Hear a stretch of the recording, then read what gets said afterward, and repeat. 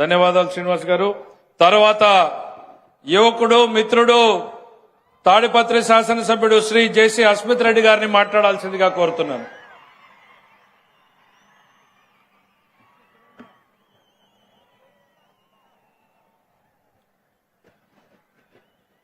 వేదికను అలంకరించిన పెద్దలకు, నా ముందున్న కూటమి సైనికులకు ప్రతి ఒక్కరికి వందనం, అభివందనం.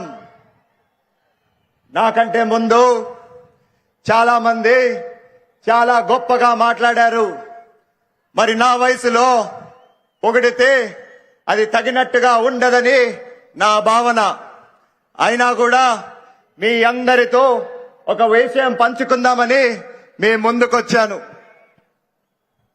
ఏ విధంగా అయితే మన రాజ్యాంగానికి 4 ప్రధాన స్తంభాలుంటాయో అదే విధంగా మన రాష్ట్ర భవిష్యత్తుకి 4 నాయకులు గలంగా నిలబడున్నారని ఈ సభాముఖంగా తెలియజేస్తున్నా. ఒకవైపు చూశారంటే మన ప్రధానమంత్రి గారు నరేంద్ర మోడీ గారు, ఆయన తీసుకున్న నిర్ణయాలు ఖచ్చితంగా ఒక రాష్ట్రానికే కాదు గాని మొత్తం దేశమంతా బలం చేకూరుస్తాయని చెప్పి ఈ సభాముఖంగా తెలియజేస్తున్నా. అందుకే ఆయన ఒక రిఫార్మర్ గా గర్వంగా చెప్పుకుంటున్నాం.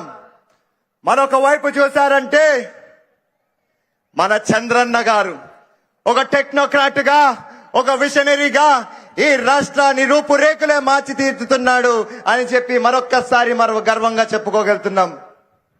ఇంకో వైపు చూశారంటే ఎవరు? మన ప్రజాగలం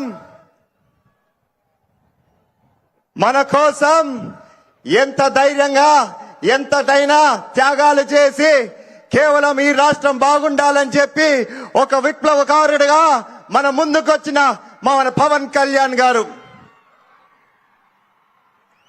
చివరికి మన 4వ స్తంభం, మన యువ నాయకుడు, మన యువ కిరీటం, మన యువ శక్తి, మన భవిష్యత్తు దిశ చూపిస్తున్న నాయకుడు మన నారా లోకేష్ గారు. మరి మీరందరూ గమనించే ఉండింటారు, వీరు గాని లేకపోతే ఖచ్చితంగా మన రాష్ట్రం కుప్పకూలిపోతుంది, మన భవిష్యత్తు చీకటిలో మునిగిపోతుంది. నేను అడుగుతున్నా ఈరోజు మీరందరినీ, ఎందుకు మన యువత ముందుకు రావట్లేదు? నేను ఈరోజు పిలుపిస్తున్నాను. ఖచ్చితంగా మనం యువత ముందుకు రావాల్సిండేదే, కష్టపడాల్సిండేదే. ఎన్నికల ముందు ఖచ్చితంగా మన కూటమి ప్రభుత్వం వచ్చాక 20 లక్షల ఉద్యోగాలు కల్పించాలని చెప్పి లక్ష్యంగా పెట్టి ముందుకొచ్చింది. మరి ప్రభుత్వం ఏర్పడినాక కేవలం 15 నెలల్లోనే 20 లక్షలు కాకపోయినా 11 కోట్ల లక్షలతో పెట్టుబడులు తెచ్చి 11 లక్షల ఉద్యోగాలు కల్పించారని గర్వంగా ఈ సభాముఖంగా తెలియజేస్తున్నా. అదే కాకుండా మీరు మెగా డిఎస్సీ అని చూశారంటే దాదాపు 16,000 ఉద్యోగాలు కల్పించారు. అదే విధంగా 6,000 పోస్టులు పోలీసు ఉద్యోగాలు కల్పించారు.